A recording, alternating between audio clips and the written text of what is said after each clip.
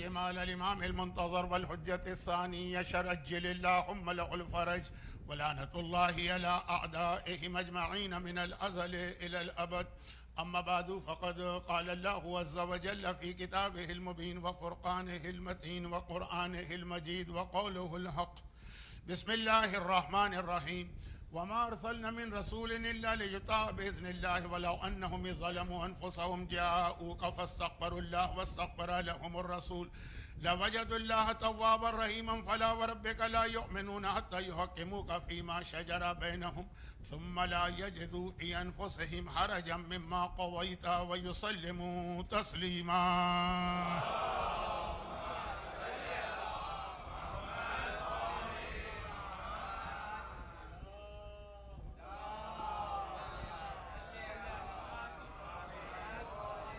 1448 ہجرہ 2026 کی ایام ازا کی وہ تاریخیں آ گئی ہیں جو غالباً عاشورے کے بعد غم کی سب سے بڑی تاریخیں ہیں 21 رمضان کی تاریخ کو ملاتے ہوئے. مگر یہ 5 مجالس اس میں 7 یعنی 7 ایسی مناسبتیں آ رہی ہیں کہ جو میرا زندگی بھر کا طریقہ کار رہا ہے کہ جب کوئی خاص تاریخ آئے کوئی مخصوصی تو اس کا ذکر بھی مجلس میں کیا جاتا ہے. تو بڑا مشکل ہو رہا ہے کوئی ایسا ٹاپک یا سبجیکٹ. ذرا لائٹ مجھے پریشان کر رہی ہے, یہ لائٹ یہ ذرا سمجھو. تو بہت مشکل ہو جاتا ہے کوئی ایسا سبجیکٹ کہ جس کے اندر تسلسل سے باتیں بھی کی جائیں اور یہ 7 مناسبتیں بھی جمع ہوں. اب وہ 7 ہیں کیا, بہت مختصر بتا دوں. ورکنگ ڈے کی مجلس ہے, زیارت سے آنے والوں کی تھکن کا بھی مجھے اندازہ ہے, وہاں کے موسم کی شدت کا بھی مجھے اندازہ ہے, اور آج کی رات غم کی رات ہونے کی بنا پہ مصائب بھی زیادہ ہوتے ہیں اور نوحے بھی زیادہ ہوتے ہیں. یہ ساری چیزیں ذہن میں ہیں تو ایک ٹینشن میں بھی ہوں. بھئی پہلی بات تو یہ ہے کہ لوگ زیارت سے واپس آئیں.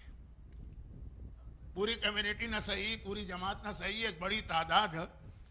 تو جب زیارت کے قافلے جا رہے ہوتے ہیں اس وقت بھی ان کو کچھ پیغام دینا ضروری ہوتا ہے ممبر سے, اور جب واپس آتے ہیں تو اس سے زیادہ ضروری ہوتا ہے کہ ان کو یہ بتایا جائے کہ قرآن کریم نے, قرآن نے, کسی اوریٹر, اسپیکر, عالم, خطیب کا اپنا کوئی اوپینین نہیں ہے یا اس کا اپنا آئیڈیا نہیں. قرآن نے کیا کہا ہے کہ جب زیارت کر کے آؤ تو کیسے آؤ. قرآن ویسے تو حدیثیں بھی بہت ساری ہیں, لیکن چونکہ ہمارے یہاں ہر چیز میں لوگ کہتے ہیں کہ قرآن میں ہے کہ نہیں, اور جو چیز نہیں ملتی, اب کتنے لوگ داڑھی جو ہے ڈھونڈتے پھر رہے ہیں قرآن میں کہاں ہے, ادھر ہے, ادھر ہے, ادھر ہے, ادھر ہے.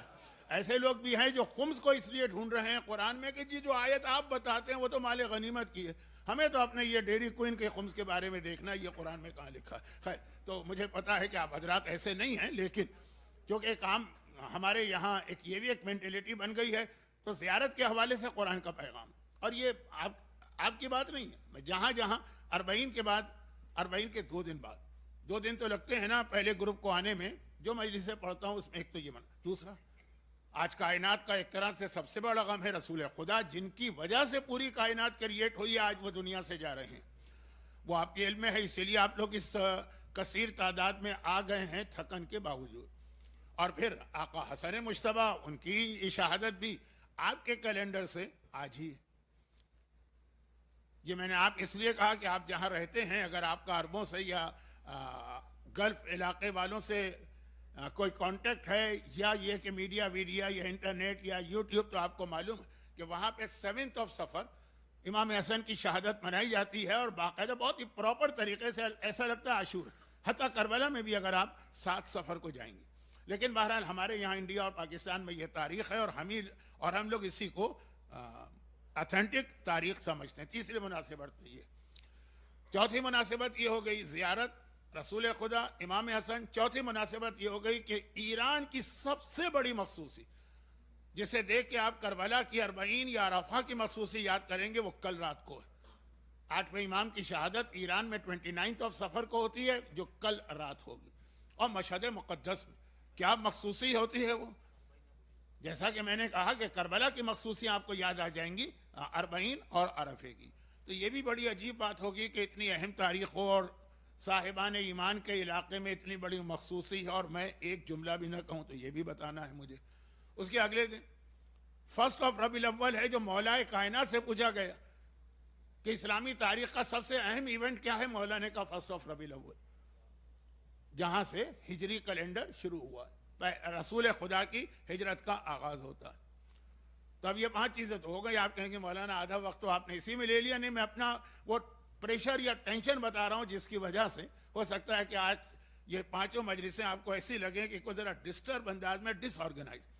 اس کے بعد 2 تاریخیں ایسی آ رہی ہیں جس کا کوئی تعلق اسلامی کیلنڈر سے نہیں ہے، لیکن اس کا پیغام اسلام کا بہت اہم پیغام ہے، اور وہ ہے کہ 14 اگست پاکستان کا انڈیپینڈنس ہے، 15 اگست انڈیا کا انڈیپینڈنس ہے۔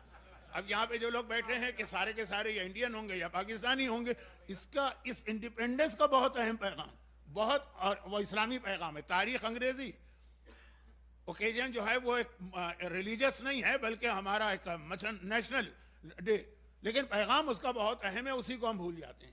تو یہ 7 چیزیں ذہن میں رکھیے گا اگر آپ کل تشریف لائے تو۔ آج تو بہرحال ہمیں براہ راست جو آج کی رات کی مخصوصی ہے اسی پہ بات کرنا ہے، لیکن آیت میں نے وہ چوز کی جس کے اندر آج کی رات کی مخصوصی بھی آ گئی، اور زیارت کا بھی پیغام آ گیا، اور زیارت کا نتیجہ بھی آ گیا، اور وہ نتیجہ آیا جو پھر پوری زندگی آپ کو چلانا ہے۔ لیکن ڈائریکٹ میں اس پہ بات نہیں کروں گا، پہلے آیت کا ترجمہ کر دوں۔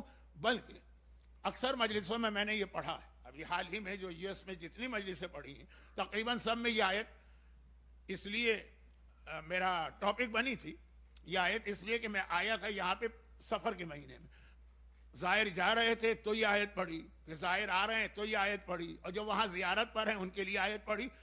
سورہ نساء آیت نمبر 64 65، اور میں چونکہ اس سینٹر میں اس سے پہلے بھی 28 سفر کی کچھ مجلسیں پڑھ چکا ہوں تو آپ کو یاد آ رہا ہوگا، ہمیشہ یہ والی آیتیں میں کسی نہ کسی انداز سے ان مجالس میں لاتا ہوں، اس لیے کہ اس کا پیغام رسول کی پوری لائف ہسٹری سے بہت زیادہ کنیکٹڈ پیغام۔ آیت ہی ہے، اور یہ ایک بہت اہم جرنلزم کا اصول ہوتا تھا، یا یہ جو پیپر کیا آپ لوگ کہتے ہیں چھاپا جو ہے، وہ جو نیوز پیپر ہوتے تھے جو آج کل تو ختم ہو گئے، سب آن لائن ہو گیا۔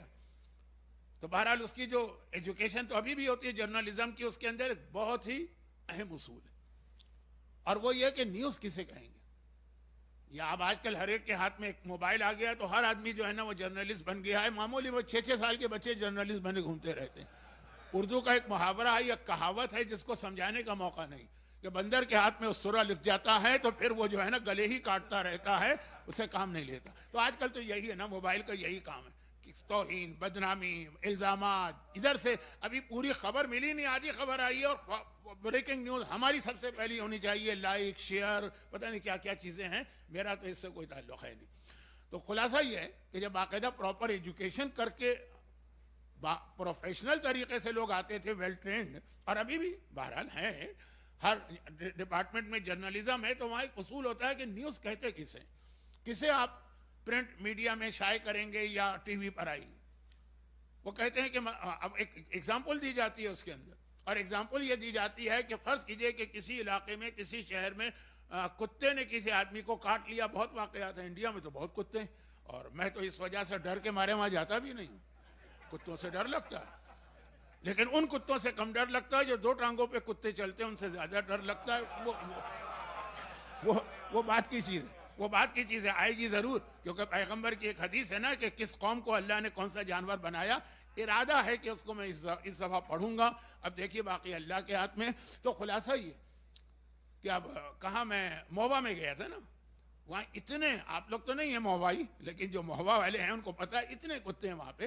تو اب کتے اگر انسان کو کاٹ لیں کوئی خبر نہیں ہوتی، لیکن اگر کوئی انسان غصے میں آ کے کسی کتے کے خود کو کاٹے تو یہ ایک نیوز ہوتی ہے، فلاں انسان نے ایک کتے کو کاٹ لیا، یہ نیوز ہوتی ہے۔ یہ نیوز کی تعریف ہے، یعنی جو چیز جو ہے نا بہت عجیب سی ہو۔ اب ایک سوال یہ ہے کہ اگر کبھی یہ نیوز آ جائے کہ جمال پور سے اور تاج پور سے، یہ صحیح نام لے رہا ہوں نا، اچھا، جمال پور سے یا تاج پور سے یا کانودر سے یا بمبئی سے یا کراچی سے یا لاہور سے 50 آدمی، 60 آدمی، 10 آدمی، 20 آدمی وہ وہاں سے یہاں پہ آئے امریکہ کے اندر سٹیزن شپ لینے کے لیے، گرین کارڈ لینے کے لیے، یہاں رہنے کے لیے، کسی کو تعجب نہیں ہوگا. یہ دنیا کا اصول یہی کہ جو خراب جگہ ہوتی ہے، خراب، اب میں تفصیل میں نہیں جا رہا ہوں خراب کسے کہتے ہیں، ہر ایک کا اپنا ایک پوائنٹ آف ویو ہوگا، لیکن اب میری جو مراد ہے، جیسے میں کراچی کا رہنے والا ہوں، وہاں پانی نہیں ہے، وہاں بجلی نہیں ہے، وہاں سڑکیں نہیں ہیں، وہاں پہ کوئی لا اینڈ آرڈر نہیں ہے، معمولی سے موبائل فون پہ پورے خاندانوں کو گولیوں سے اڑا دیا جاتا ہے. اب اگر وہاں سے کوئی یہاں آ رہا کہ کم از کم جو بیسک فیسلٹیز ہیں وہ تو ہر ایک کو ملی جاتی ہیں، اور یہاں سے میری مراد خالی امریکہ نہیں ہے، کینیڈا یا یورپ، تو اللیگل مائگریشن کتنا زیادہ ہوتا ہے، لوگ جان خطرے میں ڈال کے جاتے ہیں، اور جانے والوں میں سے 20, 30, 40 بلکہ بعض اوقات تو 80% لوگ مر جاتے ہیں، لیکن ایک رسک لیتے ہیں. یہ کوئی نیوز نہیں بنی کہ جی اتنے سارے لوگ یہاں آئے. لیکن جب کبھی ہم یہ سنتے ہیں کہ فلاں صاحب اچھی طرح ویل سیٹلڈ تھے امریکہ میں اور وہ واپس چلے گئے مثلا انڈیا میں یا پاکستان میں، ریورس مائگریشن، یا امریکہ کے علاوہ کسی اور ویسٹرن کنٹریز میں اچھے خاصے، ایک تو ہے کہ آدمی سیٹل ہی نہ ہو پائے، اس کو رائٹ ہی نہ ملے، زبردستی ہاتھ پاؤں باندھ کے اس کو بھیج دیا یا نہیں اپنی خوشی سے، تو پھر آدمی سوچتا ہے کہ کیا ریزن ہوا. پہلے والے آدمی سے نہیں پوچھے گا کہ کیا ریزن ہوا ہے کہ تم وہاں سے یہاں آ گئے ہو، کیونکہ ہر ایک کو معلوم ہے. لیکن یہاں سے کوئی جا رہا ہے جس کا ریورس مائگریشن ایک نام ہے، لوگ پوچھیں گے، جہاں جائے گا وہاں لوگ پوچھیں گے کہ بھائی تمہیں ہوا کیا تھا کہ اچھے خاصے ویل سیٹلڈ ہو، ہم تو تم کو دیکھ کر سوچتے تھے کہ ہم بھی تم جیسے بن جائے، تم کیوں آ گئے؟ اور جب یہاں سے جا رہا ہے تب بھی لوگ پوچھیں گے. ہیں ایسے کیس ہوئے نا، لوگوں نے مختلف ریزن بھی بتائے. جو موسٹ کامن ہمارے یہاں پاکستان میں بتایا جاتا ہے کہ جی وہ ہماری بیٹیاں بڑی ہو رہی تھی، اور جو ماحول میں ہماری بیٹیاں پل رہی تھیں، جو ہم نے کچھ تھوڑے سے سائنس دیکھ لیے تھے، بس ہم نے کہا کہ نہیں، اس سے پہلے کہ معاملہ ہمارے کنٹرول سے باہر ہو چلے جاؤ. لیکن کتنے والدین ہیں کہ ان کو کوئی پرواہی نہیں، اگنور، جو بیٹی کرتی ہے کرتی رہے. لیکن یہ میرا فی الحال موضوع نہیں ہے، آج کی رات کا موضوع ہے. تو اب یہاں پہ جو میں نے آپ کو مثال دی ہے نا، یہ کیوں دی؟ میں پہلے بھی دے چکا ہوں، لیکن مجھے 100% شیور ہے کہ آپ کو یاد نہیں رہا ہوگا. اگر یہی یاد رہا ہے کہ میں یہاں پڑھ کے گیا ہوں تو بھی بہت بڑی بات ہے کہ اگر اتنا بھی آپ کو یاد رہ گیا. تو اللہ کا رسول عرش الہی پر ہے، اور عرش الہی پر بھی وہاں ہے کہ جس سے زیادہ افضل کوئی جگہ ہی، کائنات یونیورس کی سب سے جو اچھی جگہ بیسٹ وہ ہے جہاں پہ نور رسول تھا. سب سے پہلے نور رسول کریٹ ہوا، اور نور رسول کا مقصد ہے کہ محمد والے محمد کا نور پیدا کیا گیا، وہ عرش الہی پر. اور ایسی جگہ ہے ہائیسٹ اسٹیٹس جو ہو سکتا کہ جس کے لیے اکثر ایک حدیث آپ سنتے ہیں کہ جب پیغمبر معراج کی رات میں جبرائیل کے ساتھ جا رہے تھے تو وہ جب بیر کا درخت نظر آیا، جبرائیل وہاں رک گئے، ریڈ لائن، یا رسول اللہ لو جاوزت انملۃ لا ترکت، بس یہاں سے آگے میں بھی نہیں بڑھ سکتا ہوں. اگر یہ انگلی کی پہلی پور کے برابر بھی آگے بڑھا تو لا ترکت، میرے بالوں پر، میرے پر جل کے رہ جائیں گے. لیکن اللہ کے رسول گئے اس کے آگے، وہ سب سے آخری منزل ہے جہاں کوئی انسان، کوئی نبی، کوئی ملک، کوئی جن، کوئی فرشتہ، کوئی نہیں پہنچا، کوئی نبی تک وہاں نہیں پہنچا. جو قرآن نے کہہ دیا فَكَانَ قَابَ قَوْسَيْنِ أَوْ أَدْنَىٰ، یہ عظمت رسالت. جو ہمارے علماء ایک جملہ کہتے ہیں نا کہ جہاں جبرائیل کے پر جل رہے ہیں وہاں محمد چمڑے کی نالین پہن کے چل رہے ہیں، یہ عظمت رسالت. وہاں پہنچے جہاں کوئی نہیں پہنچا، اور وہ وہاں تھے. پہنچے تو یہ جب معراج دنیا سے گئے، لیکن جب اللہ نے ان کا نور کریٹ کیا تو اپنے عرش پر ہی اس کو رکھا.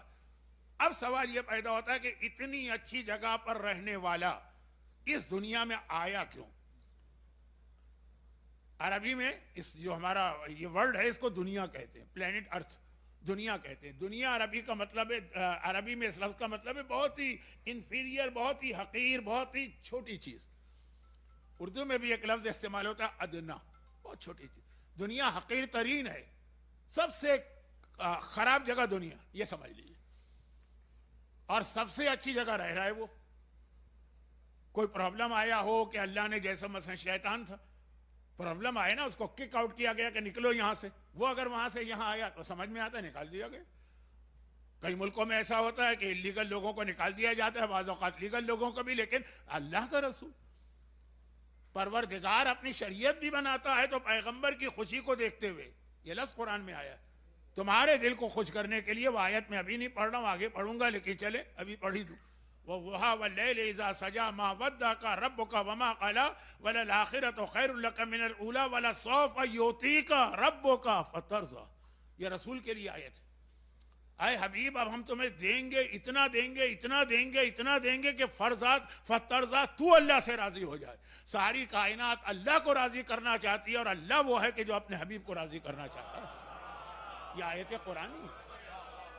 ہاں درست بھیجے محمد و آل محمد۔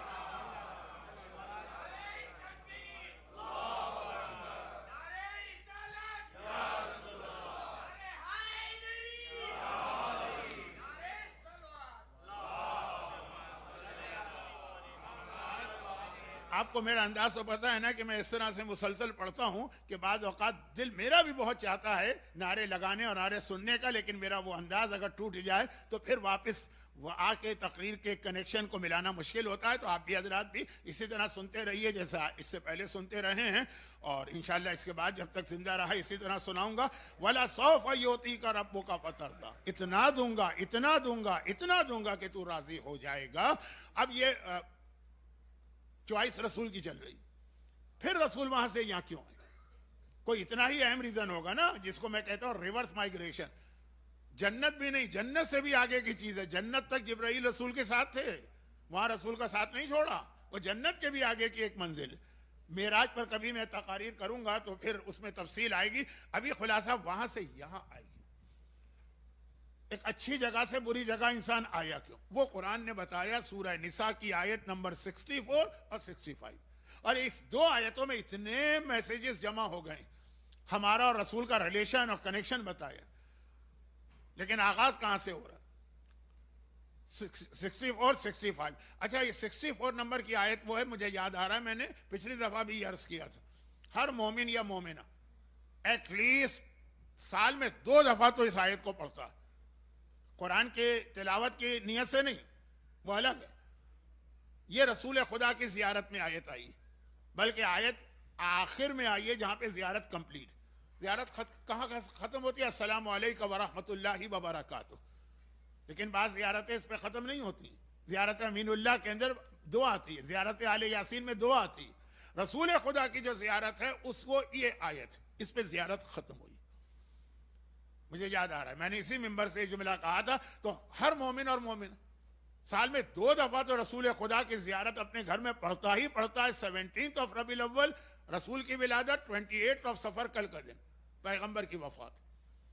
آپ جہاں بھی ہوں گے کل آپ رسول کو ضرور سلام کریں گے، کل کا دن رسول خدا کا دن ہے، امام حسن کا بھی ہے، ان کی زیارت بھی، لیکن رسول تو 2 دفعہ۔ اور جو عمرے پہ جاتے ہیں، جو حج پہ جاتے ہیں، تو مدینہ منورہ کے اندر تو ہماری کوئی عبادت ہی نہیں ہے سوائے مسجد النبوی جانے کے، جنت البقیع میں بھی کہاں جانے دیتے ہیں؟ تو 10 دفعہ لوگ زیارت پڑھتے ہیں مدینے میں۔ مکے میں تو پھر بھی طواف ہے اور دوسری عبادت، مدینے میں تو ایک ہی عبادت۔ تو خلاصہ یہ کہ آیت اتنی اہم ہے کہ مومن کو سال میں 2 دفعہ یوں پڑھوائی گئی، عمرے اور حج کے سفر میں روزانہ کئی بار پڑھوائی جاتی ہے۔ دیکھیے اگر یہ آیت وہ زیارت کا حصہ نہ ہوتی تو ہم کبھی نہیں پڑھتے، ہم تو اس لیے پڑھتے ہیں کتاب میں لکھا ہے کہ یہ رسول خدا کی زیارت ہے، پڑھو تو ہم پڑھتے چلے جاتے ہیں۔ اب وہ آیت ترجمہ، خالی ترجمہ کر رہا ہوں، اس میں اتنا ٹائم میں نے لے لیا۔ وَمَا أَرْسَلْنَا مِن رَسُولٍ إِلَّا لِيُطَاعَ بِإِذْنِ اللَّهِ، سورہ نساء آیت نمبر 64، گرچہ میرا اصل موضوع ہے آیت نمبر 65، دونوں ملی ہوئی آیت ہیں۔ میں ٹریول میں بھی ہوں، بہت تھکا ہوا بھی ہوں، غالباً صحیح کاؤنٹنگ کر رہا ہوں نا، 64 کے بعد 65 ہی آتا ہے نا، تو اگر آیت 64 ہے تو اصل پیغام ہے 65 جیسے ملی ہوئی آیت، لیکن ترجمہ پوری آیتوں کا، اس لیے کہ پہلی آیت میں بھی بہت اہم پیغام۔ وَمَا أَرْسَلْنَا مِن رَسُولٍ، خدا کہہ رہا ہم نے کوئی رسول اس دنیا میں نہیں بھیجا، إِلَّا لِيُطَاعَ بِإِذْنِ اللَّهِ، مگر صرف ایک پرپز ہے کہ لوگ اس کی اطاعت کریں۔ اصل مقصد ہے رسول کے اس دنیا میں آنے کا، وہاں سے یہاں کیوں آئے؟ عرش الہی سے اتر کے اس پست ترین دنیا میں کیوں آ رہے ہیں؟ خود رسول کا بھی ایک جملہ، اور ایک نہیں کئی بار کہا ہے، لیکن ساری حدیثیں پڑھنے کا نہ وقت ہے نہ ضرورت ہے۔ رسول کا بھی ایک جملہ کہ جب مدینے کے باہر اپنے اصحاب کے ساتھ جا رہے تھے، تو انڈیا پاکستان میں آج بھی یہی ہوتا ہے، مغربی ممالک میں ذرا سا سسٹم چینج ہے، جو گاربیج ہوتا ہے، جو ٹریش ہوتا ہے، جو ایسی سڑی ہوئی چیزیں ہوتی ہیں وہ پھینکی جاتی ہیں شہر کے بعد۔ تو وہاں سے جا رہے تھے، کوئی کتا مر گیا تھا مدینے میں بھی کتے ہوتے ہیں، تو مر گیا تھا، کسی نے اٹھا کے شہر کے باہر پھینک دیا، کتے کو کوئی ہاتھ بھی نہیں لگاتا، اور وہ سڑ رہا ہے، اس کی ساری باڈی ڈیکمپوز ہو چکی ہے، کیڑے رینگ رہے ہیں۔ اب پیغمبر وہاں سے گزر رہے ہیں تو سب نے ناک بند کر لیا اور منہ بھی پھیر لیا۔ پیغمبر نے اصحاب کی حالت دیکھی, کہا کہ تمہیں یہ کتا دیکھ کر کتنی کراہیت آ رہی ہے, ہم لوگوں کی نگاہ میں یہ دنیا اس سڑے ہوئے کتے سے بھی زیادہ بدتر ہے. یہ پیغمبر نے 3 دفعہ یہ جملہ کہا, ایک بار یہ سلمان فارسی کے حوالے سے, لیکن ایک ہی روایت, وہ بھی پوری نہیں پڑھ رہا ہوں, کہ اس کے بعد لوگوں نے پوچھا بھی تھا کہ یا رسول اللہ تو یہ دنیا میں ساری چیزیں بری ہیں, وہ الگ روایت ہے, شاید کل آ جائے پرسوں آ جائے. خلاصہ یہ کہ خود رسول کہہ رہے ہیں کہ سڑے ہوئے کتے سے زیادہ بدتر ہے یہ دنیا, تو یا رسول اللہ آپ یہاں آئے کیوں؟ یا صاحب نے بھی سوال کیا, لیکن ابھی میں قرآن پہ ہوں. قرآن نے جواب دیا یہ صرف اس لیے آئے ہیں تاکہ لوگ ان کی اطاعت کریں. ہمارے ہاں محبت رسول کو آخری فائنل سمجھا جاتا ہے, وہ فائنل نہیں. ہمارے یہاں فضائل رسول کا ذکر فائنل, بس فضائل بیان کر دیا ہو گیا, حق ادا ہو گیا. نہیں, قرآن نے کہا یہ ساری چیزیں بات کی ہیں, اصل رسول اس لیے آئے کہ تم ان کی اطاعت کرو. یہ آیت ہے. میں اس کی ذرا سی عربی گرامر کی تفصیل میں نہیں جا رہا ہوں, ورنہ جن کو عربی گرامر پتا ہے ان کو پتا ہے کتنی اسٹرانگ ورڈنگ آئی ہے, وما ارسلنا من رسول الا لے جتا, صرف اس لیے آئے اطاعت کا. اگر تم اطاعت کر رہے ہو تو حق رسول ادا کر رہے ہو, اگر اطاعت نہیں کر رہے ہو گویا تم نے رسول کے اس دنیا میں آنے کے پرپس کوئی بھلا دیا ہے یا اس کو ضائع کر دیا. محبت ہوگی, اس کی بھی ویلیو سے انکار نہیں ہے. فضائل پہ وجد میں آؤ گے, اس میں بھی کوئی انکار نہیں, لیکن اصل کام کچھ اور ہے. اور پھر یہ ابھی خالی میں ترجمہ کر رہا ہوں, تفصیل میں نہیں گیا. وما ارسلنا من رسول الا ليطاع باذن الله ولو انهم ظلموا, آیت چل رہی ہے. لیکن پھر ہم سے غلطی تو ہوگی, کبھی کبھار ایسا ہوگا, کبھی کبھار کیا شاید بہت دفعہ ایسا ہو کہ ہم اطاعت نہیں کر سکیں گے. تو کہا نہیں, اگر جذبہ ہے تمہارے کے اندر, خیال ہے تمہاری, انٹینشن ہے تمہاری اطاعت کی, اور پھر نہیں ہوگی. یہ جملہ بھی مجھے یاد آ رہا ہے کہ میں نے اس منبر پہ کہا تھا, جب مجھے یاد ہے تو آپ کو کیوں یاد نہیں ہوگا. میں نے کہا تھا کہ اطاعت ہم کرنا بھی چاہیں نا تو 2 پرابلم اللہ نے کریٹ کر دی, اللہ نے, نعوذ باللہ. نمبر 1 یہ ہے کہ شیطان اس کو بنایا, اور مسئلہ نہیں, ہمارے پیچھے لگا دیا, اسے اجازت دے دی, جاؤ جا کے گمراہ کرو, اجازت دے دی. یہ پرمیشن کا مطلب کیا ہوا کہ بھائی ہمیں گمراہ کرنے کے لیے شیطان کو کچھ پاورز چاہیے تھی, وہ اس کو دے دی گئی. اسے پاور چاہیے ٹریولنگ کی, چاہے تو ابھی مثلا یہاں کسی کو گمراہ کرے, اسی منٹ جا کے جمال پورہ میں کسی کو گمراہ کرے. میں ان مومنین کا احترام کر رہا ہوں, میں مثال اپنے کراچی کی لیتا ہوں. کراچی میں وہ بیمار نہیں ہوتا, بھائی بیمار ہے تو وہ اپنا ڈیوٹی پہ نہیں جاتے ہیں نا, آپ لوگ اس دن چھٹی کر دیتے ہیں. شیطان کو اتنی پاور دی ہے کہ چھٹی بھی نہ کرے تاکہ ہر وقت 24 گھنٹے وہ گمراہ کرتا رہے. بھائی آپ کو کوئی کام دیا گیا ہے, لیکن آپ کہیں گے کہ بھائی ہمارا گھر بھی تو چلانا ہے نا, جاب بھی کرنا ہے, اور یہ کہ بزنس بھی چلانا ہے. شیطان کو جاب سے بھی فارغ کر دیا گیا, تجھے رزق کا مسئلہ ہی نہیں ہوگا کبھی. یہ سب اللہ اس کو پاورز دے رہا ہے, تو اس کے پرابلم کس کے لیے ہو رہا ہے؟ ہمارے لیے ہو رہا ہے. اور شیطان کو چھوڑ دیا آزاد. ہاں بس اتنی ایک ریسٹرکشن لگائی, اس نے کہا قیامت تک کے لیے, کہا نہیں قیامت نہیں, میری آخری حجت کے آنے تک کے لیے ہے. وہ آخری حجت آ جائے گی پھر یہ ساری چیزیں ختم. تو مسئلہ یہ ہے کہ اللہ نے شیطان کو بھی کریٹ کر کے ہمارے پیچھے لگا دیا. پیچھے لگانے کا مطلب اس کو وہ پاورز دے دی. ایک دوسرا یہ نہ بھی ہوتا شیطان, اگر شیطان نہ بھی ہوتا تب بھی اللہ نے جو ہمیں بنایا, آج کل تو پاکستان میں بھی بہت ہے جبکہ اسلامی ملک ہے, لیکن جہاں میں رہتا ہوں آسٹریلیا میں, وہاں تو ہمارے بچے اور آپ کے بچے بھی یہ کرتے ہوں گے. کسی بھی گروسری سٹور میں جائیں, سپر مارکیٹ میں جائیں, والمارٹ میں جائیں, اس ٹائپ کی جو چیز بھی ان کو خریدنا ہے پہلے اٹھا کے اس کے انگریڈینٹ پڑھتے ہیں. ان کو فتویٰ بتاتے رہیے کہ یہ پڑھنا واجب نہیں ہے. بڑے تو مان جاتے ہیں, بلکہ خوش ہو جاتے ہیں, اچھا مولانا واجب نہیں ہے تو آپ نے بہت آسان کر دیا مسئلہ. بچے نہیں مانتے, وہ کہتے ہیں نہیں ہم کو پڑھنا ہے. واجب نہیں ہے, حرام تو نہیں ہے پڑھنا, نہیں حرام تو نہیں, بیٹر تو ہے. واجب نہیں تھا, بیٹر ہے, پڑھیں گے. چاکلیٹ اٹھاتے ہیں, پہلے دیکھتے ہیں اس کے اندر کوئی حرام انگریڈینٹ تو نہیں. بسکٹ اٹھاتے ہیں, دیکھتے ہیں اس میں کوئی حرام انگریڈینٹ تو نہیں. بریڈ اٹھاتے ہیں, دیکھتے ہیں اس میں تو کوئی حرام انگریڈینٹ نہیں. چیز کا مسئلہ تو کتنا بڑا ہے, رینٹ, پیپسین, وہ سارا پرابلم جو ہے. تو یہ ساری کیمسٹری یہاں پڑھنے کی ضرورت بھی نہیں ہے. آدھا وقت مجلس کا ابھی سے ختم ہو گیا ہے, تو جلدی سے آگے بڑھوں. تو ہر چیز کے انگریڈینٹ ہوتے ہیں. اللہ نے ہمیں بنایا تو ہمارے انگریڈینٹ میں یہ شامل کر دیا کہ ہم گناہ کریں گے. 13ویں پارے کی پہلی آیت, ان النفس لامارۃ بالسوء. اللہ نے ہم میں نفس رکھا ہے جو کل نفس ذائقۃ الموت, اس کو موت آئے گی. اور یہ بھی کہا ان النفس لامارۃ بالسوء, یہ نفس جو ہمارے اندر رکھا گیا اس کا کام ہی ہم کو گناہ کے راستے پہ لے جائے. تو ایک تو شیطان, پھر ہمارے اندر وہ چیز. اور ادھر کہہ رہے اللہ کی اطاعت کرو رسول کی. تو فوراً کہا کہ ہاں ہاں یہ میں ہی تو تمہارا کریٹر ہوں نا, میں ہی شیطان کا کریٹر ہوں نا, مجھے تمہارے انگریڈینٹس بھی پتا ہے, مجھے شیطان کا بھی پتا ہے, تو گھبراؤ نہیں. اطاعت کی نیت ہونی چاہیے, اطاعت کا جذبہ ہونا چاہیے. وَلَوْ أَنَّهُمْ ظَلَمُوا أَنفُسَهُمْ جَاءُوا, پھر اگر تم سے گناہ ہو جائے, غلطی ہو جائے, اپنے آپ پہ ظلم کرو, جاؤ کا میرے حبیب کے پاس آ جاؤ. یہ زیارت ہے. پیغمبر کے پاس جانے کا نام ہی زیارت, یہی تو ہے نا زیارت. اللہ کے گھر جائیں گے اس کو حج کہیں گے, پیغمبر کے پاس آئیں گے اس کو زیارت کہیں گے. فاستغفروا اللہ, پھر اللہ سے دعا کرو. واستغفر لهم الرسول, اور رسول بھی تمہارے لیے دعا کرے. یہ ہے مسئلہ, ان کو اتنا راضی کرو کہ وہ تمہارے لیے دعا کرے.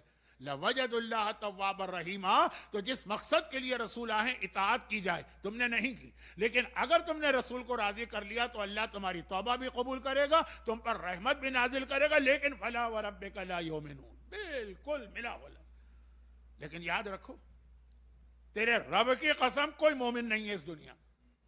حتی یحکموک فیما شجر بینہم ثم لا یجدوا فی انفسہم حرجا مما قضیت ویسلموا تسلیما. اب شارٹ کر رہا ہوں, پورا ترجمہ کل کروں گا. کوئی مومن نہیں, یہ اللہ کہہ رہا ہے, اور قسم کھا کے کہہ رہا ہے. قسم اللہ نے بہت سی چیزوں کی کھائی, لیکن عام چیزوں کی قسم کھانا اور ہے, یہاں اللہ نے اپنی قسم کھائی. دو ہی جگہ تو اللہ کی قسم آپ کو نظر آتی ہے, ایک اس آیت میں کہ تیرے رب کی قسم, اور ایک حدیث قصہ میں وعزتی وجلالی انما خلقت السماء مبنیۃ والارض مطیہ. یہ حدیث قصہ میں اللہ نے عزت و جلال کی قسم کھائی, اپنی قسم. اور یہاں کہا کہ تیرے رب کی قسم یہ مومن نہیں ہے جب تک کہ یسلم تسلیما, تیرے ہر حکم کے سامنے سر نہ جھکا لیں اور اس پر عمل نہ کریں. تو دنیا میں رسول آئے اس لیے, ان کو اپنا قصیدہ نہیں پڑھوانا, انہیں اپنی نعت لوگوں کی زبان سے نہیں سننا, انہیں لوگوں کی زبان سے بڑے بڑے دعوے نہیں سننا ہے کہ یا رسول اللہ آپ کے نام پہ جان قربان, اولاد قربان. انہیں اطاعت چاہیے, ٹوٹل اوبیڈینس. اور اس کے بعد قرآن نے آخری فیصلہ یہ سنایا کہ تیرے رب کی قسم یہ مومن ہو ہی نہیں سکتے جب تک کہ رسول کے ہر حکم کے سامنے سر نہ جھکائیں. اور جب منزل یہاں پہ آ گئی کہ یہ ہے مقصد رسول, اسی میں زیارت, اسی میں زیارت کا فلسفہ, اسی میں زیارت کا نتیجہ. لیکن یہ ساری چیزیں کل شاید کل بھی نہ ہوں, کیونکہ میرا موضوع اتنا پھیل گیا کہ میں تھوڑا سا محسوس کر رہا ہوں کہ حق ادا نہیں ہوگا اس رات کا, تو مصائب تو آج ہو جائیں گے, لیکن یہ موضوع ابھی کل بھی چلے گا. اب یہاں پہ رسول آئے رسول اس دنیا میں تشریف لائے. اس کے بعد پھر رسول کا دنیا سے جانا اطاعت کو ختم نہیں کرتا, اپنی جگہ کسی کو بٹھا کے گئے. اب جو رسول کی اطاعت ہے وہی اس کی بھی اطاعت ہے. یہی من کنتو مولا کا مطلب ہے کہ میں اب قرآن نے رسول کا مقصد بتایا, من کنتو مولا نے امامت کا مقصد بتایا کہ ان کی اطاعت کرنا. لیکن اب یہ جملہ, لیکن اگر ہم چہاردہ معصومین کے حالات پہ نگاہ ڈالیں تو بہت زیادہ, شاید سب سے زیادہ, شاید پروبیبلی سب سے زیادہ جن دو معصوموں کے حالات میں سملیرٹی یا شباہت نظر آتی ہے وہ رسول خدا اور امام حسن. اگر آپ دونوں کے حالات دیکھیے گا نا, حالات کی بات کر رہا ہوں, فضائل کے اعتبار سے تو سب اولنا محمد, آخرنا محمد, اوسطنا محمد, کلنا محمد ہے. صغیرنا و کبیرنا سوان, ہمارے خاندان کا بڑا ہو کہ چھوٹا ہو سب کا رتبہ برابر ہے. لیکن حالات کے اعتبار سے دیکھیں تو رسول خدا کے حالات اور امام حسن. اور یہ جملہ بھی کہہ دوں تو غلط نہیں ہے کہ پیغمبر کے بہت سارے فضائل آقا حسن مجتبیٰ کی وجہ سے ہمارے سامنے آئے. آقا حسن مجتبیٰ کی وجہ سے بہت اہم شخصیت ہے امام حسن مجتبیٰ. وقت چونکہ بہت زیادہ نہیں رہا, مجھے معلوم ہے ورکنگ ڈے بھی ہے, آپ اصل میں تو غم کا بیان سننے اور تابوت کو بوسہ دینے کے لیے آئے ہیں. باقی جو میرا اصل بیان ہے وہ میں کل سے کروں گا, وہی لوگ آئیں گے جو مجھے سننا چاہتے ہیں. خیر, تو اب آ جائیے کہ جو میں نے ایک جملہ کہا کہ رسول اور امام, تو اگر دنیا کے حالات دیکھیں تو سب سے زیادہ سملر یا میچنگ والے حالات. بطور مثال, رسول اس دنیا میں آئے, اب رسول کے مشن کو روکنے کے لیے جو طریقے اختیار کیے گئے اس میں سب سے پہلا طریقہ تھا پروپیگنڈا. پہلا یہ مرحلہ ہے, وہ ناکامی ہوتی ہے تو پھر تلوار لے کے بدر و احد و خندق میں آتے ہیں. پہلے مرحلے میں تلوار نہیں نکالی جاتی ہے, سوچتے ہیں کہ چھوٹا سا ایک مسئلہ ہے, نعوذ باللہ میں غلط لفظ استعمال کر رہا ہوں, یہ کاکروچز ہیں, یہ کیا کریں گے ہمارا. پہلے مرحلے کے اندر جو ہے نا, جو ہر قسم کا ایجیٹیشن ہوتا ہے نا, اس کو بہت لائٹ لیتی ہیں حکومتیں. پھر جیسے جیسے بڑھتا جاتا ہے پھر وہ سیریس ہوتی جاتی ہے. تو پیغمبر شروع میں پروپیگنڈا. ہمارے ہاں آج کی دنیا کی سیاست میں بھی یہی. پاکستان کے اندر کوپریٹرز کہتے ہیں وہ فلاں ملک کی انٹیلیجنس یہ کرا رہی, انڈیا میں کوئی پرابلم ہو کہتے ہیں پاکستان کی انٹیلیجنس یہ کرا رہی ہے نا. یہ طریقہ یہ پروپیگنڈا. اس کے بعد بہت ساری چیزیں. تھوڑا سا میں اس لیے مثال دیتا ہوں کہ آج کل دونوں ملکوں میں پروٹیسٹ چل رہے ہیں اور دونوں ملکوں میں ایک دوسرے ملک کے انٹیلیجنس ایجنسیز کے اوپر الزام لگایا جا رہا ہے, فنڈنگ. اب یہاں بھی یہی ہوا پروپیگنڈا. اب دیکھیے جو پروپیگنڈا رسول کے خلاف کیا گیا وہ پروپیگنڈا معصومین میں آپ نگاہ ڈالیے وہی چیز سیم وہی پروپیگنڈا امام حسن کے خلاف کیا گیا. اب دشمن کے پوائنٹ آف ویو سے بات کر رہا ہوں کہ دشمن نے بھی جو اٹیک کیا پورے 13 معصومین پہ اٹیک کیا. زمانے کا امام تو غیبت میں ہے تو وہ تو دشمنوں کے ہاتھ میں نہیں ہے, دسترس میں نہیں ہے. 13 معصومین سب پہ اٹیک کیا. لیکن جو رسول خدا پر اٹیک ہوا ہے ویسا اٹیک اگر کسی پہ ہوا ہے معصومین میں تو امام حسن. دو چھوٹی سی مثالیں دے رہا ہوں. مولا علی کے خلاف بھی کم پروپیگنڈا نہیں ہوا اور کربلا کے خلاف بھی کم فتوے نہیں آئے. لیکن جس نیچر کا پروپیگنڈا پیغمبر کے اوپر اب بہت زیادہ جو پروپیگنڈا کیا جا رہا ہے اس میں ایک چیز یہ آتی ہے پیغمبر کی شادیاں. آپ ویسٹ میں بیٹھیں, سب سے زیادہ جو رسول خدا پر ویسٹرن اورینٹیلسٹ جنہوں نے بکس لکھی ہیں, کتابیں لکھی ہیں, سب سے زیادہ جو رسول خدا پر اعتراض انہوں نے کیا وہ رسول خدا کی شادیاں. شادیوں کے حوالے سے یہ ایسا کچھ پورٹریٹ کیا ہے رسول کو کہ جیسے نعوذ باللہ تو وہ یہ خالی عورتوں کی وجہ سے اور عیاشیوں کی وجہ سے انہوں نے ایک نیا دین ایجاد کیا. لیکن یہ اس وقت سے تھا. پیغمبر کی 11 بیویاں تو آخر تک رہیں, لیکن ویسے پیغمبر نے ٹوٹل 20 سے زیادہ نکاح کیے. کچھ عورتوں نے پہلے دن سے ہی طلاق مانگ لی. کچھ عورتوں نے ایسے جملے کہے کہ پیغمبر کمرے میں جاتے جاتے واپس پلٹ گئے کہ اپنے باپ کے گھر جاؤ. کچھ اور 20-22 ایک بالکل ایک الگ ڈیفرنٹ سبجیکٹ ہو جائے گا, ہے انٹرسٹنگ لیکن آج کی رات کے لیے صحیح نہیں. اب آئیے معصومین کو دیکھ لیجیے. جتنے معصوم ہمارے سامنے آئے امام زمانہ کو چھوڑ کے جو 12 معصوم ہیں رسول کے علاوہ, کس پر یہ الزام لگایا گیا؟ شادیوں کا. اور شادیوں کے ذریعے سے کس کو یہ ظاہر کرنے کی کوشش کی گئی کہ وہ تو خالی بس وہ نعوذ باللہ عیاشی کی زندگی گزارتے تھے. مولا پہ کوئی الزام نہیں لگا سکا, آقا حسین پہ یہ الزام تو نہیں لگا, اور بہت سارے لگے جو میں نے کہا نا فتوے تو ہر ایک کے خلاف آئے. 6واں ہو 8واں ہو 11واں ہو کہیں دیکھ لیے, صرف امام حسن واحد معصوم جن پہ بالکل وہی الزام لگا جو رسول خدا پہ لگا کہ وہ شادیاں بہت کرتے. یعنی وہ حاکم شام معاویہ سے انہوں نے صلح نامے پہ دستخط ہی اس لیے کی کہ نعوذ باللہ وہ آرام سے زندگی چاہتے تھے, وہ یہ جھنجٹ میں نہیں پڑنا چاہتے تھے کہ باطل کا مقابلہ کرو اور خطبہ دو اور اس کے خلاف جہاد کرو. چاہتے پیسفل زندگی, شادیاں کرتے جاؤ, زندگی گزارتا جاؤ. نعوذ باللہ دشمن کی بات. لیکن الزام دیکھیں بالکل سیم الزام ہر امام معصوم کے خلاف پروپیگنڈا ہوا. لیکن میں بات کر رہا ہوں سملر یا میچنگ والا پروپیگنڈا. یا رسول خدا پر ہوا کہ شادیاں شادیاں شادی, پھر وہ پھر کمپیئر بھی کر دیتے ہیں کہ دیکھیے ایک ہمارا نبی ہے عیسیٰ جس نے زندگی بھر شادی نہیں کی. چند سال پہلے ان کی کوئی بیوی ڈھونڈ ڈھانڈ کے کوئی بک لکھی گئی تھی لیکن چلا نہیں وہ معاملہ, شادی نہیں کی. اور ایک تمہارا نبی ہر سال ایک شادی کر رہا. پیغمبر مدینے میں کتنے سال رہے؟ 10 سال رہے نا, اور 21 شادیاں کی جن میں صرف 2 شادیاں مکے میں ہوئی تھی, باقی سب مدینے میں ہر 6 مہینے بعد شادی کر رہے ہیں. اگر آپ کے سامنے کوئی کسی مومن کے بارے میں یہ آ جائے کہ ہر 6 مہینے بعد شادی کر رہا ہے تو آپ اس کے بارے میں کیا امیج دماغ میں بٹھائیں گے؟ وہی بنانے کی کوشش. اور امام حسن کے لیے تو لٹیا ڈبو دی ان لوگوں نے. کہا 500 شادیاں کی, 500 شادیاں کی ہیں 10 سال کے اندر. ایک سال میں کتنی شادیاں بنتی ہیں؟ بعض نے اس سے بھی زیادہ کہا, بعض نے کچھ کم کہا. اور یہ کہ بات بہت سیریس ہو جائے, مولا کے نام سے کہا. مولا نے ممبر کوفہ پہ اعلان کیا, کوفے والوں اپنی بیٹیاں حسن کو مت دینا. امام دوسرے امام کے لیے ہی ممبر پہ اعلان کر رہا ہے, نہیں دشمن کہہ رہے ہیں. ابھی اسی ویک میں 3 دن پہلے میں اسی طرح کا جملہ کہہ رہا تھا. اس کے بعد کہہ رہا تھا یہ غلط ہے, یوٹیوب پہ کلپ کاٹ کے لگا دیا گیا. وہ بعد والا جملہ میرا کہ یہ غلط پروپیگنڈا ہے وہ کاٹ دیا گیا, وہ شروع والی بات کہہ دی گئی. ابھی اسی ہفتے کی بات ہے. لعنتیں پڑھ رہی ہیں جہاں سے میں مجلس پڑھ کے آیا ہوں. خیر وہ تو لوگ مجلس سن رہے تھے, انہوں نے تو پورا سنا, لیکن کلپ میں نے کہا آپ کو بھی بتا دوں، ہو سکتا ہے آپ کے پاس بھی آ جائے۔ تو خلاصہ یہ ہے کہ امام حسن کے بارے میں مولا سے جھوٹا خطبہ دلوا دیا۔ کوفے والوں اپنی بیٹیوں کی شادی کبھی حسن سے نہ کرنا، کیونکہ فَإِنَّهُ رَجُلٌ مِطْلَاق، مطلاق کہتے ہیں بہت زیادہ طلاق دینے والا، کیونکہ یہ میرا بیٹا بہت زیادہ طلاقیں دینے والا۔ تو اب پیغمبر اسلام کا تو کیس الگ ہے، وہاں طلاق کی گنجائش نہیں ہے، کیونکہ وہ عورت امت کے لیے حرام ہے، وہ کہیں اور شادی نہیں کر سکتی، گرچہ وہاں بھی پیغمبر ایک مرتبہ سب کو طلاق دینے کے لیے تیار ہو گئے تھے۔ 21ویں پارے کی آخری آیت پڑھ لیجئے گا، ریفرنس بہت آسان ہے، آیت نمبر نہیں بتا رہا ہوں، نمبر کس کو یاد رہتا ہے؟ آخری آیت۔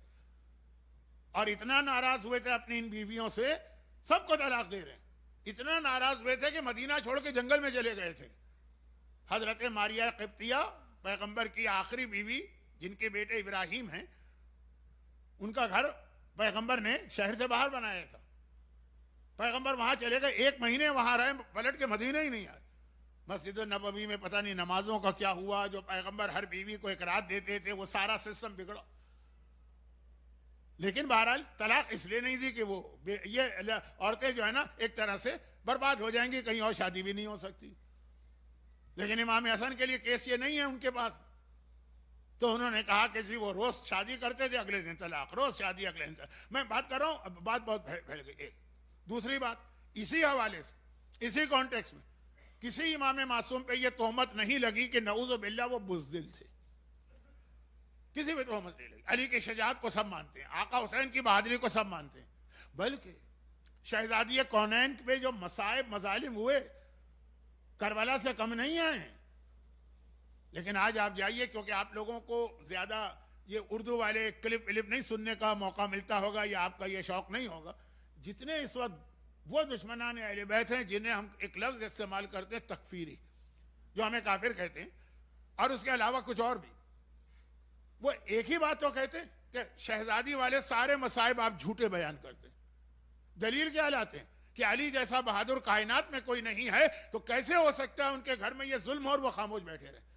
تو علی کی بہادری پہ کسی کو کوئی شک نہیں، آقا حسین کی شجاعت پہ کسی کو شک نہیں، باقی ائمہ کے بارے میں بھی کسی نے نہیں کہا بزدل ہے، کہا تو یا رسول خدا کے لیے کہا یا امام حسن کے لیے کہا۔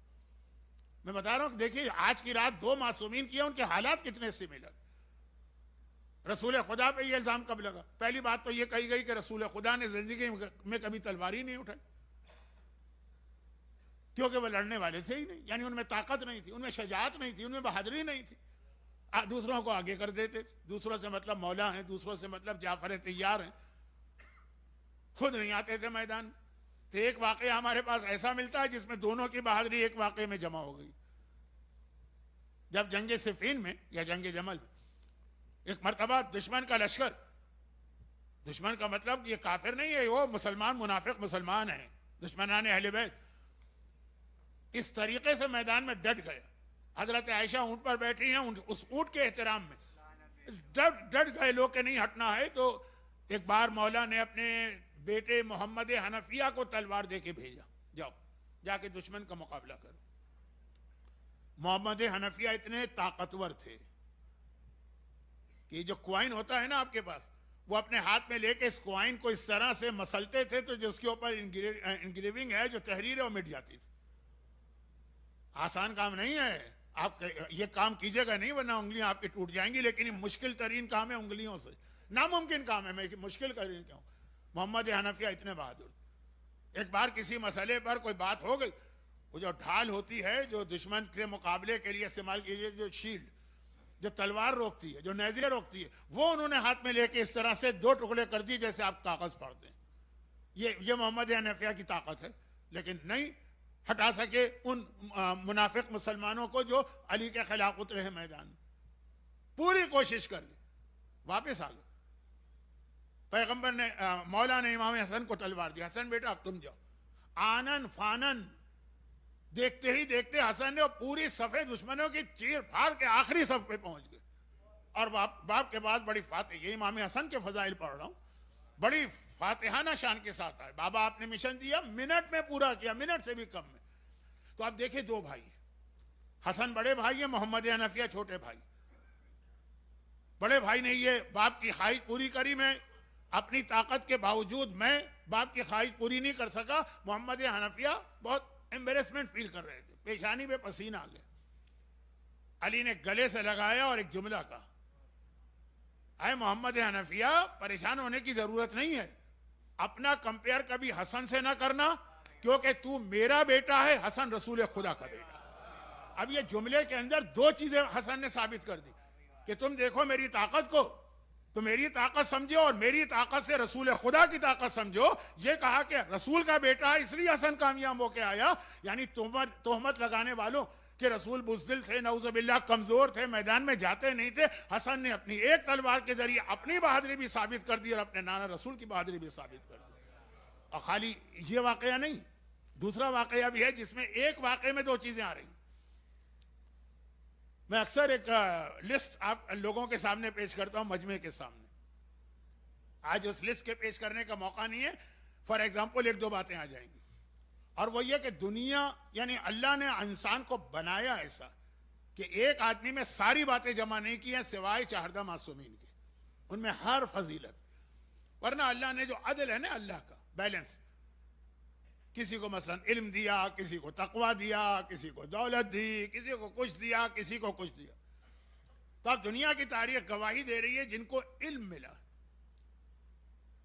انہیں پھر وہ میدان میں لڑنے کی طاقت نہیں ملی. چنگیز خان بہت بڑا کنکرر یا فاتح تھا, آدھی دنیا فتح کر لی, علم کے نام پہ ABCD بھی نہیں جانتا. جولیس سیزر کو لے لیں, نیپولین کو لے لیں, ہو سکتا ہے پڑھے لکھے ہوں لیکن ان کا کوئی علمی کارنامہ ہمارے سامنے نہیں ہے, کیونکہ یہ عالم نہیں تھے. اور جو عالم تھے انہوں نے ایک چھوٹا سا گاؤں بھی فتح نہیں کیا, چاہے وہ نیوٹن ہو, چاہے وہ آئنسٹائن ہو, چاہے وہ اس سے پہلے کے ہوں, چاہے وہ اسٹیفن ہاکنگ ہو, جو بھی ہو. کوئی قباحت بھی نہیں ہے. اللہ نے کسی کو علم دے دیا, وہ اس میں آگے بڑھ گیا, لیکن گھر میں بیٹھ کر ہی کام کرے گا. کسی کو بہادری دے دی, وہ ملکوں پہ ملک فتح کرے گا, لیکن علم کے نام پر ایک صفحہ بھی اپنے بات چھوڑ کے نہیں جائے گا. اور یہ اسی کو کہتے ہیں اللہ کی عدالت. کسی کو کچھ دیا, کسی کو کچھ دیا. کائنات کی تاریخ کے اندر ایسا کہیں نہیں ملے گا سوائے آل محمد کے خاندان کہ علم میں دیکھے تو ان سے بڑا عالم کوئی نہیں ہے, بہادری میں دیکھے تو ان سے زیادہ بڑا بہادر کوئی نہیں. یہ آل محمد کا خاندان ہے. لیکن اب اس میں خاص وہ واقعہ پڑھ رہا ہوں جس میں رسول خدا اور امام حسن جمع ہو جاتے ہیں. مسجد النبوی اصحاب رسول سے بھری ہوئی ہے, کیونکہ پیغمبر نے روز آنا ایک ٹائم رکھا ہوا ہے کہ اس وقت لوگ آ کے جو ان کو پوچھنا ہے پوچھیں. تو کثیر تعداد میں لوگ آتے ہیں اس ٹائم پر, اور وہی اصول ہے جو ذرا کامن سینس کا بھی ہے, اسلام کا بھی, کہ فرسٹ کم فرسٹ, جو پہلے آ گیا وہ آگے بیٹھے گا, جو بعد میں آیا وہ پیچھے جائے گا, جو بعد میں آیا اور پیچھے جائے گا. اور یہ اسلام چاہتا بھی یہی ہے. اس لیے نماز کی پہلی صف کا کتنا ثواب بتایا گیا. نماز وہی نماز ہے, امام جماعت وہی امام جماعت ہے, لیکن آپ پہلی صف میں کھڑے ہوں, آپ آخری صف میں کھڑے ہوں. مومنین کو یہ پیغام نہیں معلوم ہے, اس کی وجہ سے لوگ آتے ہیں, پیچھے بیٹھتے جاتے, پیچھے بیٹھتے جاتے ہیں, پیچھے بیٹھتے جاتے ہیں, آگے سب خالی. مجھے تو خوشی ہو جاتی ہے کہ دیکھتا ہوں ممبر سے, او پیچھے تک حال بھرا ہوا ہے. بھئی آگے بھی تو دیکھو کہ سارا خالی پڑا ہوا ہے حال. مثلا تو خلاصہ یہ ہے کہ مسجد کا طریقہ یہی تھا, کامن سینس. جو آتا ہے بعد میں پیچھے بیٹھے, جو آگے والے سوال پوچھتے جائیں گے, ہٹتے جائیں گے, جگہ بنتی جائے گی, ہٹتے جائیں گے. مگر اس وقت کوئی ایسا آنے والا مسجد میں داخل ہوا کہ اس میں ایسی اس کی گریسفل پرسنالٹی تھی کہ وہ مسجد میں داخل ہوا, ساری مسجد جیسے ایک پریشر میں آ گئی. اس کی شخصیت, اب عربی کا لفظی استعمال کرتا ہوں, وجاہت, جو ہم دعائے توسل میں وجیہن یا وجیہن عند اللہ کہتے ہیں, وجاہت, ایسی گریسفل پرسنالٹی کہ اس کو دیکھ کے سب لوگ بہت زیادہ امپریس ہوئے. اور وہ رکا نہیں, یعنی ہر آنے والا تو داخل وہ وہیں بیٹھ گیا, جہاں تک صفحے ہیں اس کے پیچھے وہ آگے بڑھا. تو لوگوں نے اس کو باقاعدہ جگہ دی. اس کی شخصیت دیکھ کر, ایج چہرے سے نظر آ رہی ہے, تقوی چہرے سے نظر آ رہا ہے, پھر خود اس کا آ جانا, اس کا پریزنس پورے مجمع کو ایک دباؤ میں لے گئے. وہ سیدھا گئے رسول کے پاس جا کے بیٹھے. پیغمبر مسجد نبوی میں ہوں اور گود میں ایک طرف حسن ایک طرف حسین بیٹھے نہ ہو, یہ کیسے ہو سکتا؟ تو رسول اسی شان سے بیٹھے ہوئے. آج بھی مسجد نبوی میں بورڈ لگا ہوا ہے اندر مسجد کے. پہلے تو ہم لوگ چلے جاتے تھے, آج کل پرمٹ لے کے جانا پڑتا ہے روزے کا. وہاں اب تک بورڈ لگا ہے کہ رسول خدا یہاں بیٹھا کرتے تھے اور لوگوں سے ملاقات کرتے تھے. خیر, تو وہ آنے والا آیا, وہاں پہنچا اور کہا کہ یا رسول اللہ, آج بھی مجھے کچھ, آج بھی مجھے کچھ پرابلم پیش آ گئے تو ان کے سلوشن کے لیے آپ کے پاس آیا. رسول نے کہا کہ آج مجھ سے نہ پوچھو, یہ میرا بیٹا حسن میری گود میں, آج اس سے پوچھو. اب میں نے یہ واقعہ پڑھا ہوگا, کیونکہ یہ 3-4 ہی واقعات ہیں جس کو میں خود بہت پڑھتا ہوں, پڑھا ہوگا, لیکن پڑھا ہوگا تو دوبارہ سننے میں کوئی قباحت بھی نہیں ہے, یاد دہانی بھی ہو جائے گی, آج کی رات امام حسن کا ذکر بھی ہو جائے گا. تو اب وہ آنے والا امام حسن کی جانب متوجہ ہوا. میں نے کہا نارمل لائف میں اس کو ایک انسلٹ سمجھا جائے گا یا جوک؟ آپ کسی عالم کے پاس گئے, اس کی ایج 80 سال کی ہے اور آپ کی ایج 70 سال کی ہے, اور آپ جا کے سیریس مسئلے پوچھ رہے ہیں, اس کی گود میں 3 سال کا بچہ بیٹھا, آپ نے کہا مجھ سے نہیں, اس سے پوچھو. تو اگر آپ بہت رسپیکٹ کریں گے اس عالم کی, کہیں گے کہ بھائی مولانا آپ نے اچھا مذاق کیا, میں آپ سے پوچھنے آیا ہوں, اتنا بڑا عالم 3 سال کے بچے کی طرف. اور اگر آپ خود نیگیٹو نیچر کے, آپ کہیں گے میری توہین کر دی آپ نے, کیا آپ, میں 70 سال کا, میں بڈھا, اور آپ سمجھ رہے ہیں کہ میرا سوال بچوں والا ہے, بچوں سے بھی نیچے. لیکن آنے والا جو تھا, جو اس وقت آیا ہے وزیٹر مسجد میں, اتنا سیریس اس نے اس مسئلے کو لیا کہ نہ مذاق سمجھا نہ توہین سمجھا, سیدھا ڈائریکشن چینج کیا اور حسن مجتبیٰ کے سامنے سوال رکھے, امام نے جواب دی.